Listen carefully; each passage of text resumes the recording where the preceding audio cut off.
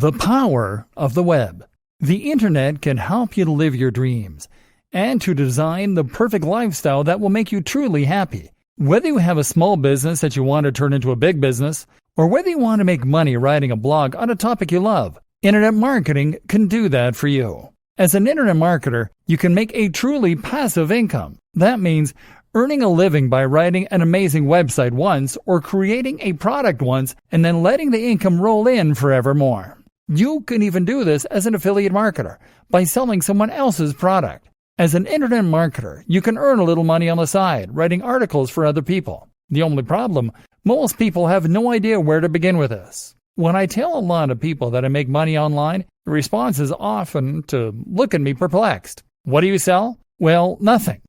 Where does the money come from? I actually had to promise my grandma that what I was doing wasn't in any way illegal, because she found it so hard to understand that I can make money without leaving the house. My sister recently decided she no longer wanted to do her current job and said that she'd like to start online like me. She asked me how she could get started, what she needed to learn, and what a good resource would be for her to begin. And I was just kind of lost for words. Truth be told, there isn't a really great resource out there for people just getting started. Truth be told, there is a huge amount of misunderstanding regarding what internet marketing is, what it's capable of, and how you should get started with it. This is why you see so many businesses get it entirely wrong. Have you ever visited a business site only to see that it looks completely unprofessional and cluttered? Have you ever visited a brand's social media page to see that it hasn't been updated in months? Or that what is there is just uninspired and unlikely to convince anyone to buy from them?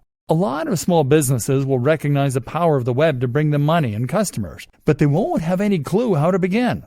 Thus, they will often end up just hiring the first SEO, search engine optimization company they can find, and hoping blindly that the company will maintain its side of the bargain and actually help them get to the top of Google. Sometimes that happens.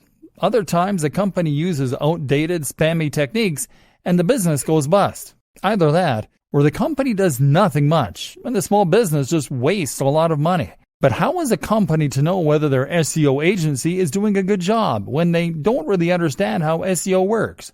This training then is Ad Resource. This is a training that can take you from zero knowledge regarding the economy of the web, SEO, internet marketing, all that stuff, and bring you up to speed. You'll learn the technical skills to build a brand, promote it online, and create a marketing campaign. You'll also learn additional skills that can take you to the next level. Skills like design, website development, and videography. And you'll learn how to leverage all those skills, how to harness them, and how to use that to accomplish all kinds of amazing things. Yes, small business owners will gain the skills they need to be able to build their businesses online. But likewise, you can also take these skills and go freelance. You'll be able to make money on the side, or as a full-time career, by selling your newfound internet marketing skills. Or if you prefer, you can take those skills to create your own blog or YouTube channel. Then you can promote a cause that matters to you. You can become internet famous as a comedian or musician, or you can make a living writing about something that fascinates you. Either way, you'll learn the raw skills, and you'll be able to devise a marketing strategy that takes all of them into account with perfect synergy. The web can do incredible things for you. You just need to know how to work it. So let's figure that out together, shall we? The economy of the web. So, assuming you're a complete greenhorn at this point, you might be wondering how precisely money gets generated online. Where does it all come from? Why is it profitable to run a website that is free for anyone to read? The answer is advertising. If you create a website and place adverts on it, then you will get paid by the advertisers, depending on how many people see your website on a given day. The simplest way to explain this to someone unfamiliar with internet marketing is to say that it is the precise same business model as the one used by free magazines handed out at your local subway stop. These magazines don't cost anything to read, but because so many eyes are on them, the publishers can charge advertisers large amounts to show their ads. You can do precisely the same thing by having a website with a large amount of traffic. There are several different ways in which advertising can make you money as a web publisher. PPC. This is pay-per-click, and popular examples include the likes of Google AdSense. You can also get CPM, which means cost per impression. PPC pays out when someone clicks on one of your ads, and CPM pays out each time an advert loads on your site. You sign up to the ad network, get given some code, place it on your site, and start earning. Banner ads. Banner ads are much more straightforward. These are agreed with the advertiser on a per-month basis, and you'll simply get paid a fee by that advertiser each month that the ads are displayed. Affiliate marketing. Affiliate marketing is a big aspect of internet marketing, and it's actually one of the principal ways that money gets made online. Here, you get paid commission if someone buys a product that you recommend. So let's say you're a big blogger who writes about fitness. You might then recommend a certain protein shake, and each time someone buys that shake using the link you're provided with, which is how they know you sent them, you will earn 30% of that sale. The more persuasive you are, the more visitors you have on your site, the more you can earn. There are various other variations on this theme. In white label dropshipping, for instance, you sell a product that you brand as your own, but each time a sale is made, a manufacturer will do the work and send out the item while taking a cut of the money. Sponsorship. These days, sponsorship is more and more of a big deal on the web. If you can build a website with thousands of viewers or a YouTube channel with 1 million subscribers, then that will make you a thought leader. Now, brands will want to associate themselves with your brand, and so they might pay for you to give them a shout-out or even just to wear their clothing. This is how your general blog will make money online. But of course, there are many different types of businesses that run and thrive online. That's because these days you can sell pretty much anything online. Often then, your business will simply sell a product or service. If you are a law firm, then you make money through your website every time someone calls up and secures your services. If you have an e-commerce shop selling CDs, then you make money each time someone buys a CD. And these days, more and more creators also sell digital products. So a digital product is simply a product that isn't physical. So this isn't a car or an ornament, but rather it is an ebook or an online course. The advantage here is that anyone can make a digital product. Often it is just a PDF. What you are really selling in this case is the knowledge. Likewise, a company can sell digital services, which means they'll be selling article writing, web design, search engine optimization. In other words, they'll be selling things that the other sites can use in order to be more successful selling their products. Whatever the business model of the website, social media channel, or YouTube channel, the constant truth is that more traffic equals more money. The more people view your site, the more advertisers will want to work with you. The more you'll be able to sell products for commission, and the more you'll be able to sell your own products or services. That said, there's one thing that is actually more important than traffic, and that is engagement. In other words, do the people who come to your site go there because you have advertising everywhere? Or do they go there because they love your brand and they're curious to know what you're going to write about next? It's the true fans that are likely to buy your products and to follow your recommendations. They are the ones you want on your site. The balance of power. In each of these different business models, the balance of power is slightly different. Your aim is to ensure that the balance is in your favor as often as possible. So, for example, if you are making money from PPC, where do you think you are in the ladder? You're right at the bottom. Somewhere at the end of this long chain, someone is making a purchase. AdSense means that an advertiser is paying Google for each visitor, and Google is then giving you a percentage of that money. So not only do you have Google as a middleman, but you are also losing a customer, normally for only a few cents. That customer is then heading over to another website, where they are making the other company more money. You know that on average, each customer is worth more to the advertiser than they are to you. Otherwise, the advertiser wouldn't have the money to pay for your adverts. It wouldn't be profitable. So, you should think long and hard before covering your website and ads and calling it a day. If you go direct to an advertiser and get paid per month for a display ad, then you'll be a little higher up the ladder, because you'll be making money directly from the advertiser without anyone taking a cut in between. Better yet is to be an affiliate marketer. Affiliate marketers often make very large cuts of the overall profit, and in the case of digital products, this can sometimes be as much as 70% or even 90%. The product owners don't mind giving away so much profit because they wouldn't have made the money themselves anyway. This is in addition to what they're already making from their own sales, and the more commission they give away, the more sellers they attract to help them sell units. But you're still giving away some of the profit, and you're still not in control of the brand.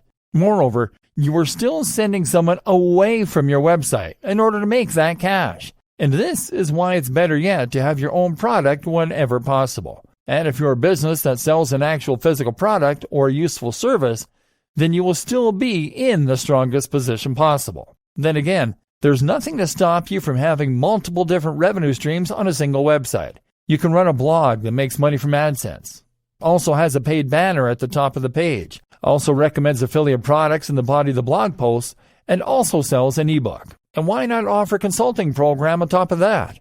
Either way, this is what makes the web go round. Well, that, Google, and content. An introduction to SEO.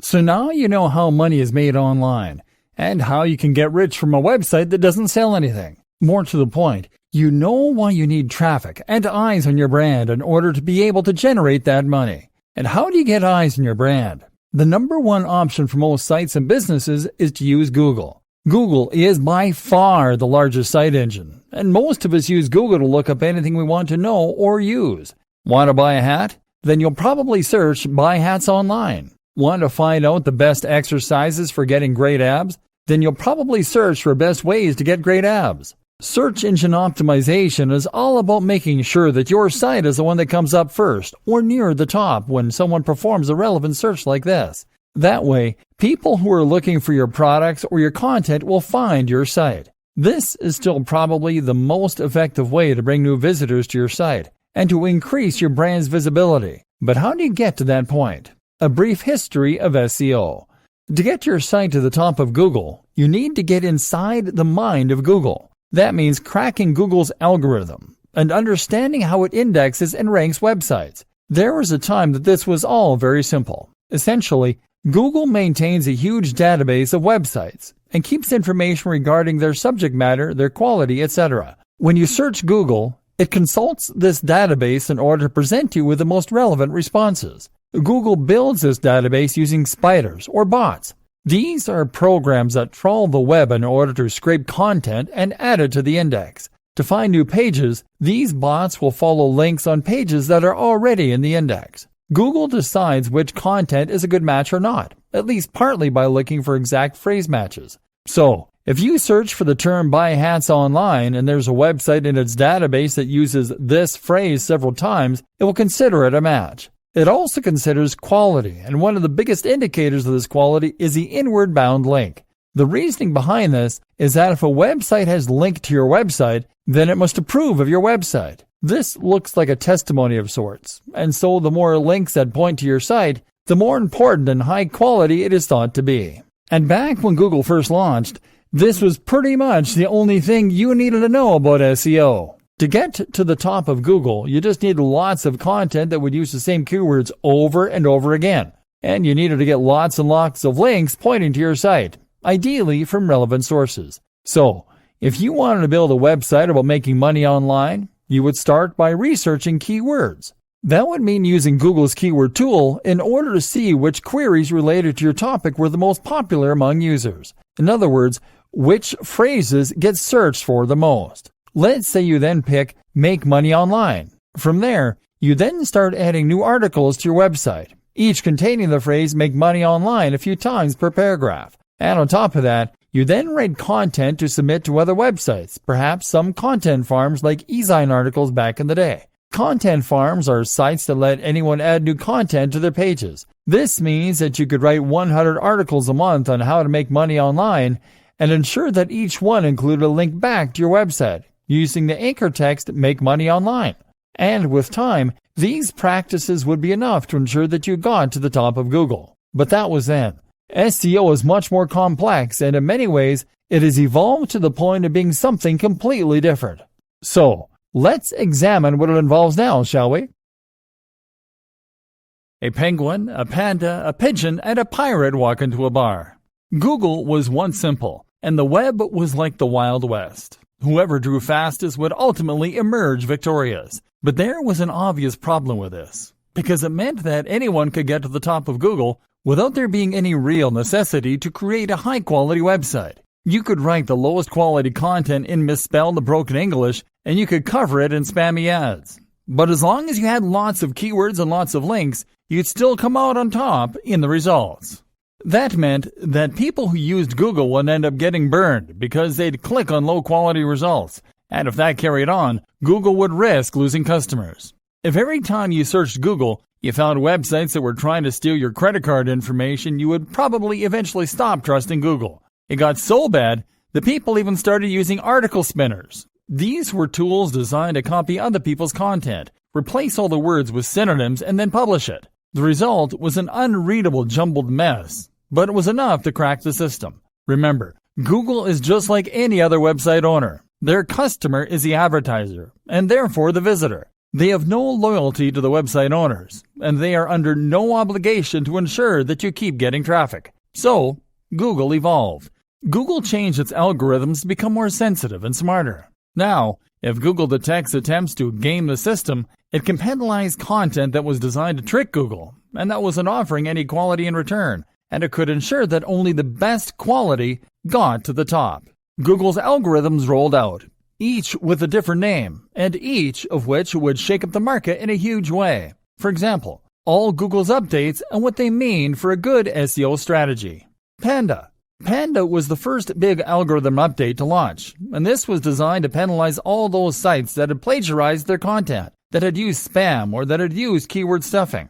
Keyword stuffing is when you try to get Google to rank your site for a certain keyword and you go way overboard in inserting the keyword into your text to the point where it becomes unreadable. Welcome to this Buy Hats Online website. Looking to buy hats online? Buy hats online here. It sounds funny, but people were really doing this. All those sites that were guilty of so brazenly manipulating Google's algorithms were punished, sent right down to the bottom of the SERPs, search engine results pages. This actually destroyed some businesses, and many people were very angry at Google as a result. But in Google's defense, it had always told site owners to write for the user and not to write for Google. Penguin. Penguin targeted spammy techniques focused around links. All those sites that had created hundreds of thousands of links on low-quality sites were penalized. Fortunately, Google also presented a links disavow tool that site owners could use to disassociate themselves with low-quality links. Google emphasized the importance of quality links over quantities of links.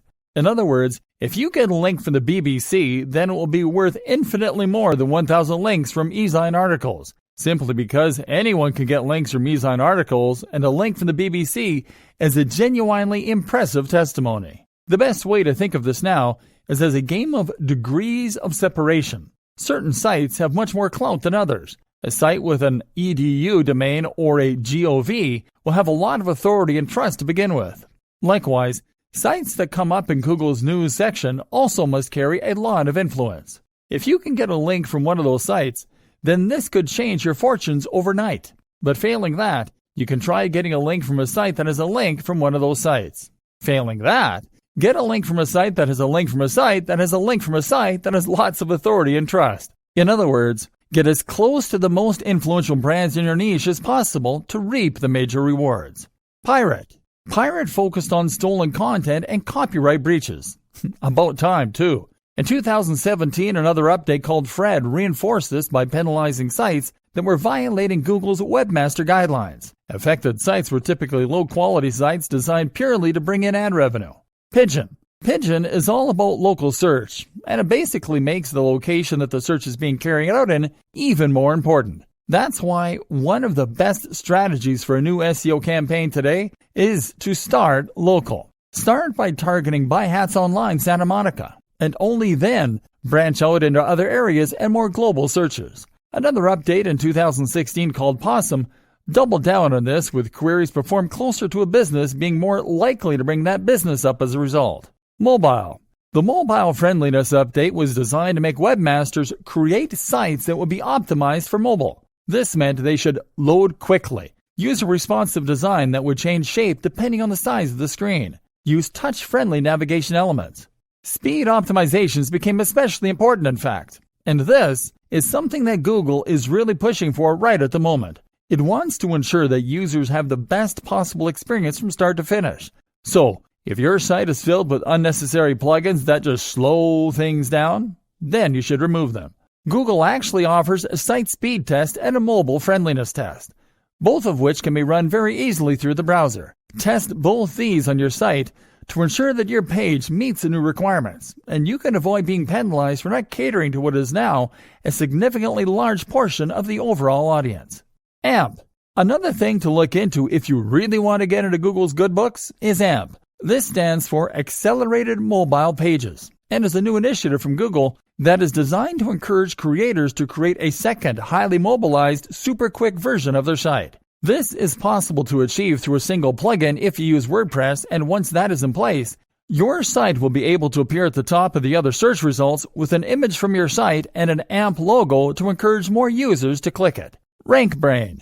RankBrain was introduced in 2015 to help Google better match the intent of a query rather than looking for precise keyword matches. It is not so much an algorithm change as it is a specific tool that Google uses and that relies on machine learning in order to properly understand the content of websites and the precise meaning of search terms. Between this and Panda, keywords became far less straightforward. They're still important, yes, but now so too is using synonyms for those keywords, natural language surrounding the keyword, and using the exact key phrases subtly.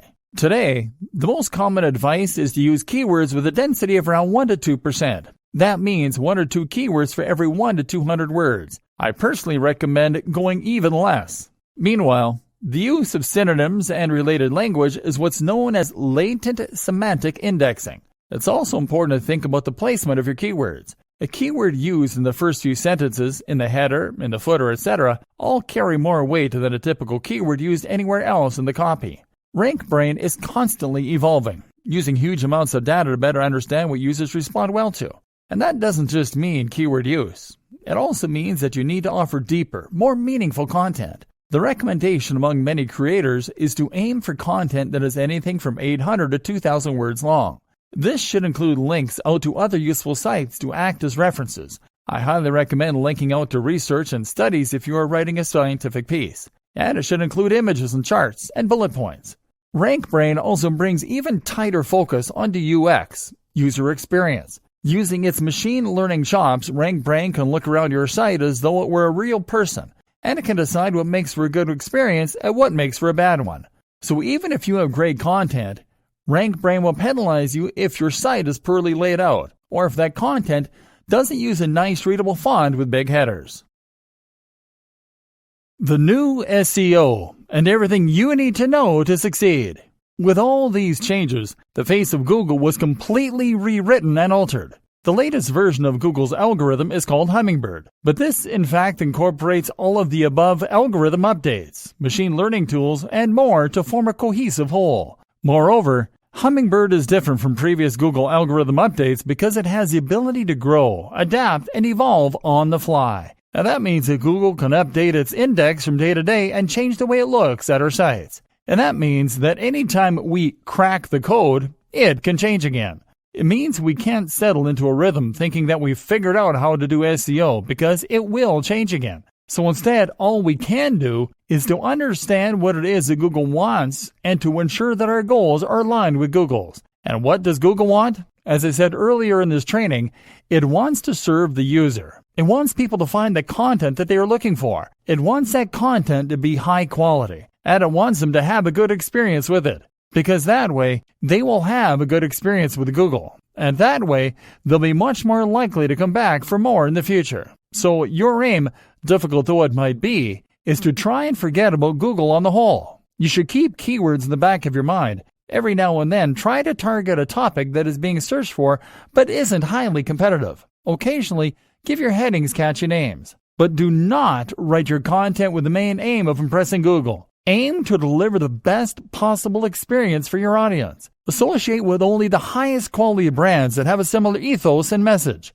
Write content that is comprehensive, original, and interesting. Build links on high-quality sites and not in droves. In fact, this is the most important tip for good SEO. Engage in guest posting. Write a post for a high-quality site and offer to swap that for a link back to your page. Use influencer marketing. Collaborate with other creators in your niche. And research the backlinks of your favorite sites so that you can see how they got to where they are. Try to make your content natural, and try to make your links natural. Write content so good that people want to look to it. Optimize, speed up, and improve your website at every opportunity. As long as your site is genuinely good, if it is the best at doing what it does, then your goals are aligned with Google. And that means that every future algorithm update should be more likely to benefit your brand rather than penalize it. It should help you rank higher, not lower. Google's vision of the future. The other thing to think about is Google's vision for the future. This way we can preempt the nature of any future updates and ensure our sites will hold strong. So what does Google's future look like? Well, we know that Google now considers itself to be an AI-first company. We can see this when we look at the kinds of products and services it is prioritizing. Google Search on mobile has evolved to become Google Assistant. Google now wants you to be able to talk naturally to your voice assistant, and for it to answer you with relevant information it has pulled from the web. This explains the importance of RankBrain. People don't search Google Assistant by saying, buy hats online. They search Google Assistant by saying, hey Google, where can I buy some hats? This means that Google now needs to understand not only the words you say to it, but also the meaning behind those words. So, avoid the temptation to focus on distinct keywords and move more towards answering questions, providing services, and filling niches that you see in the market. Remember, Google will only get smarter. So, if things like beautiful, well-composed images don't matter yet, then they will soon. And if Google is only so-so at checking grammar at the moment, it will get better. Read the Associated Press guidelines. Learn how to write using the inverted pyramid style. And seeing as Google Assistant will occasionally bring up a website to show the user on their phone, make sure that your site is well suited to being quickly loaded on a mobile device. You should definitely look into using AMP formatting for your websites if you want to get more traffic to the mobile version of your site. As mentioned, this can be done easily through a single plugin. At the very least, make sure your site is speed optimized and make sure that it is mobile responsive and has an easy UI for touch input. Avoid hover over menus and the like. You should also make sure that you are using Google's markup language for rich snippets.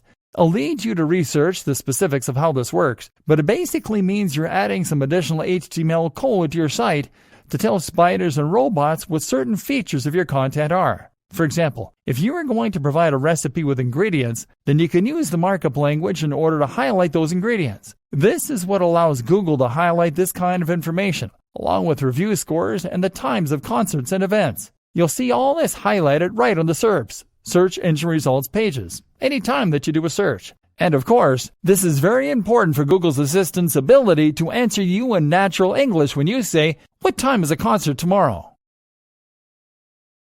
Content marketing. SEO is only one tool you can use to promote yourself, however. The other is content marketing. And the two actually go hand in hand perfectly. So, content marketing means that you're adding content to your website to bring more traffic. But this time the aim is to bring repeat traffic from visitors. You are more interested in engagement and loyalty than short-term spikes in numbers. Think about the reasons that you go back to any website. The answer is because it provides consistently high-quality information for you on a regular basis. And therefore, you want to go back and see what will be the latest information. And if you trust and respect the author, then you will go there whenever you have a question on a particular topic. It's great when you find someone you trust or a site that you find entertaining. In other words, then, it is the content that is bringing you back to the site. And that means that it must be well written and unique. Content marketing works like so. You discover a post through social media or Google, read it, and leave. You discover another post another time in the same way. You notice the brand and you think, I quite like this site. It comes up again. You then decide to check it out the next time you have a related question. You then bookmark it and decide to check back regularly. You are now a fan. So, content marketing means writing consistently high quality and engaging content and then sharing it. It means using this process in order to build trust, authority, and relationships with your audience. And this is precisely what you also now need to do for effective SEO. So, it is all starting to come together. How to write great content. This is where so many people will go wrong though, as they simply don't know what it is that makes great content. So many people will decide to get into internet marketing by looking at which niches are most popular or most profitable. Maybe they pick fitness, or they pick dating, or they pick make money online. Never mind that they have no knowledge or interest in that topic. Then they set about either writing or commissioning the most generic posts they can possibly think of on these topics. How to get six-pack abs, 10 best push-up exercises, how to get a big chest, or 10 SEO mistakes you're making, how to get more visitors. They then share this content to social media, and then they wonder why people don't come flocking in. The simple fact of the matter, these articles are dull. People are in a hurry. You are not offering any value. These posts are a dime a dozen. We've seen hundreds of them before in our travels. Would you stop to read a title like that? And this is why I'm going to say something unpleasant to hear. If you don't have a genuine interest in the niche you're in, then there is no point being in that niche. Because in order to offer any value, you need to say new and exciting things. And to do that, you need to understand the topic completely.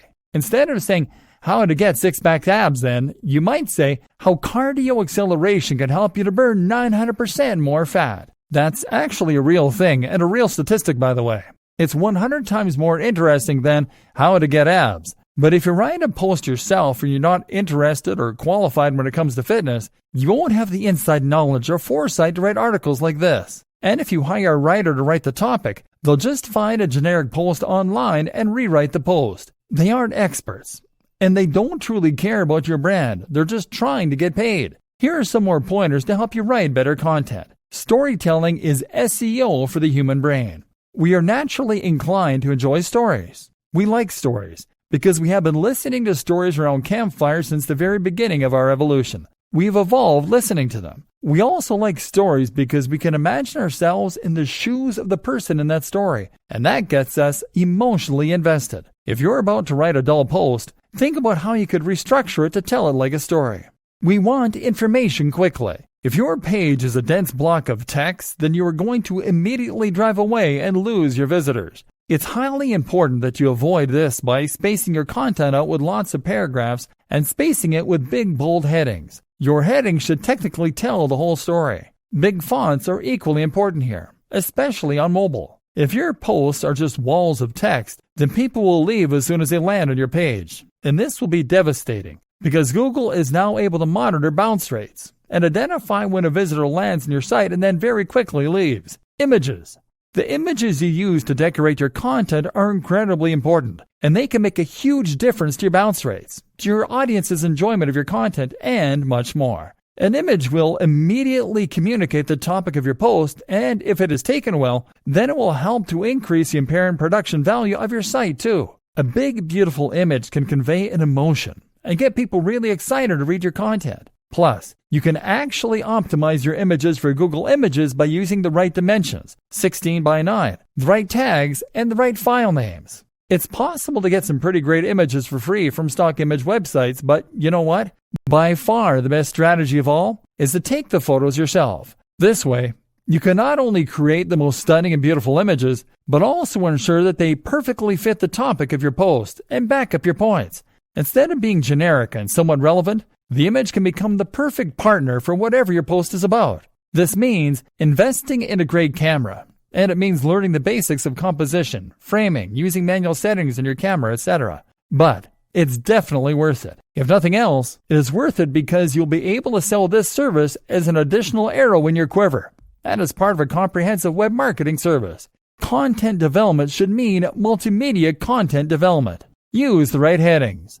Another tip is to make sure that you always use the right headings. That means that you should make sure your articles are sound and as interesting and exciting as possible. It's interesting to look at clickbait as a source of inspiration here. Clickbait titles are the ones you see on social media sites that use cheap strategies to get you to click. These will use fake anticipation and mystery, for instance, to get you interested. What happens next will blow your mind. 5 weird tricks to lose belly fat. Number 3 will blow your mind. The omitted key piece of information sparks curiosity in the viewer, and they click the link. The unfortunate reality is that 9 times out of 10, clickbait offers nothing of value. It is just poor quality content, spam, or even a bunch of ads. Hence the terrible reputation that this approach now has. But you can learn from it. Put the emotional hook of your content right in the title. Keep the USP front and center. And then just make sure you actually deliver on that promise when your readers click through and find your content. The power of video for massive influence and engagement. My aim is to teach you to become an internet marketer so that you can promote your own website, or so that you can promote someone else's, so you can run a business, or so that you can create an SEO service. But I don't just want you to be an internet marketer. I want you to be a cut above the rest. And that means getting real. What do I mean by this? I mean that you need to stop doing all the bits that are easy to do at home on a computer, and to instead start getting involved in real business. This means that you need to go to those networking events I mentioned earlier. It likewise means you need to make videos. Get in front of the camera, learn to edit, invest in some good quality background music. Yes, it can be stressful, and it's something that might not come naturally to you. But if you can create high-quality video as well as high-quality content and SEO, then you will be leagues above most of the internet marketing gurus out there. Video can make all the difference to your marketing campaign. Firstly, that's because it is something that a lot of people can't easily do. If you have a good camera, if you know how to edit, if you can present yourself well on camera, then you immediately set yourself apart as a professional. Now you are someone to be listened to and trusted. On the other hand, if you are just running a website and filling it with articles and stock images, from the perspective of your audience, you could very well be a kid in your mom's basement. There's nothing wrong with that per se, but if you're trying to establish trust and authority, then a video will go a long way. Likewise, a great video is also a perfect tool for increasing the amount of engagement with your audience and building a stronger relationship. Trust me on this one. If you have a YouTube channel that is moderately successful, you'll build a much more loyal and engaged following than you would through a website alone. For many creators, this is the big change they need and can make a huge impact to their growth. That's because talking on film means they get to know you. They're more likely to watch all the way through because video is naturally more engaging, and you can convey more emotion with music, clips, animation, and more. So, don't be afraid of this step. It could be the crucial difference that defines your success going forward. Invest in a good camera and step in front of it. And as an aside, if you're selling a product on a landing page or promoting a business through a homepage, then adding an explainer video or persuasive sales video can make a massive difference. So many companies struggle with the single most basic and important job of any homepage, explaining precisely what it is that business does. I really have a pet peeve of landing on a business site and being told that it uses cloud-based solutions to provide synergistic process fixes through VAS and POS software systems. Showing off with clever words does not make sales. But having a video that plays automatically and explains clearly and concisely what the business does will. Social media marketing done correctly. Social media marketing is one of the hardest aspects of internet marketing for a new business to understand, but it's also the one that makes the biggest difference in many cases once it finally clicks. The aim of social media marketing is not only to get your articles seen by lots of people, but also to create a community around your brand. It is to talk directly to your audience and to get them to trust and like you. You need to make them think of you as a friend or as a trusted company that they can get behind and rely on. Your aim is to use social media as it is designed to be used as a communication tool. The problem is that so many internet marketers and small businesses see it instead as nothing but a podium for their marketing. They post things like, "Try our new product today," and "Find out why we're the best in the business," and wonder why engagement is low. Would you bother to follow a Twitter account if that was all it ever posted? Instead, you need to provide the audience with value, which means providing them with more of what they came to get from your website. You do this by sharing links and posts, but also by sharing images and tips. You need to demonstrate quickly to your audience that you are providing this value through your social media, and the best way I know to do this is to include a widget on your website showing a feed from your Twitter and Instagram accounts. That way, as soon as someone lands on your website, they will see the posts you've made, and they'll have easy access to a button so that they can instantly start to follow you. Selling the dream. Sharing tips, advice, and entertainment in these ways will often work. That is a very good way to bring more people to your site. But what can also work very well is to sell the dream. Because one of the most important things to recognize about marketing and about sales is that people don't buy based on logic. People buy based on emotion. People buy things that they want, and they buy things that they think are desirable, that they think other people want. People buy in a rush because they have a feeling that if they don't act quickly, they will lose the opportunity. This is something that a good persuasive writer can use well. And people often follow a brand or an individual on social media for similar reasons. For escapism, for vicarious living, to chase a feeling that they enjoy. This is why women on Instagram become rich and famous, posting images of themselves wearing nice clothes and going out partying. People can follow those creators on social media and feel as though they're partaking in that lifestyle. They can enjoy the way it makes them feel, and they can be inspired. Of course, this makes that person very good at selling clothes too. Likewise though, if you have a fitness brand, then you will likely want to promote that brand using social media by showing images that gel with the message you want to convey. You won't post images of you lying in front of the TV with a six-pack of beer resting on your gut. You'll post images of you running on the beach as the sun rises, or hitting the weights hard at 6 a.m. If you have a blog about earning money online, you'll post images of yourself in a suit, sitting at a computer or looking at code. You'll sell the dream and the value proposition. The value proposition is the emotional hook. This is the why that drives your business. Why do people follow you? How do they want you to make their lives better? And how can you communicate this better? Social media for communication. And like I said, social media is also a tool for communication. This is how you get people involved with your brand. It's how you get people interested in what you have to offer and make them feel you're listening.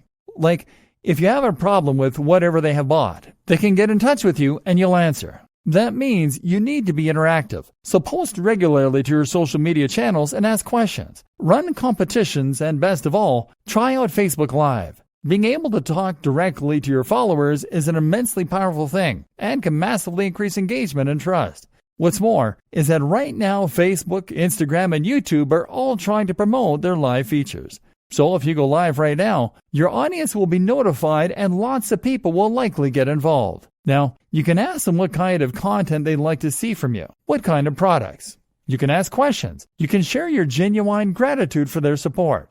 Another immensely powerful strategy is to find other online communities to take part in.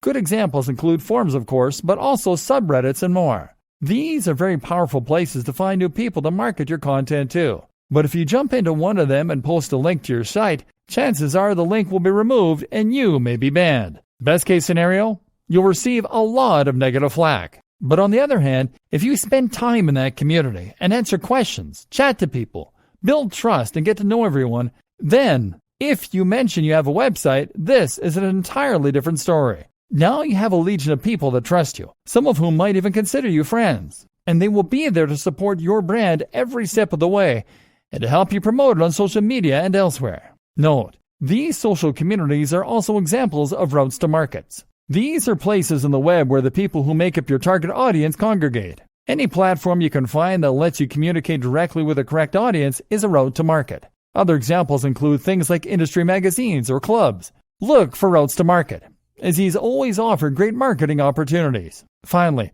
make sure that you are always answering any direct messages, comments on YouTube, comments in your posts on Facebook, etc. All this builds more trust, more loyalty, and more interest for your brand. Read the book 1000 True Fans, and you'll see why these relationships are worth cultivating.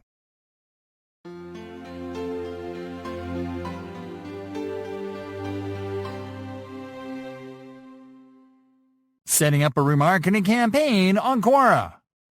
Hey there, friends. Are you ready to step up your Quora advertising game? Because we're certainly ready to help you do it. There is an advanced type of online advertising strategy called remarketing. With remarketing, you can track the people that visit your website back to Quora, where you can show them your ads. In this lesson, we are going to show you how to easily set up a remarketing campaign on Quora step by step. Step number 1. Setting up the Quora pixel. To create remarketing campaigns on Quora, you will need to set up the Quora tracking pixel and to install it on your website. Let's set up the Quora pixel first. Start on the Ads Manager dashboard. Next, click on the Pixels and Conversions tab. On the following page, click on the Setup Pixel button. A pop-up window will appear where you have to select an installation method. Select Install Manually and click on Continue. Now copy the JavaScript pixel code in the pop-up. Step number 2. installing the core pixel on your website. Next, you have to install this code on your website.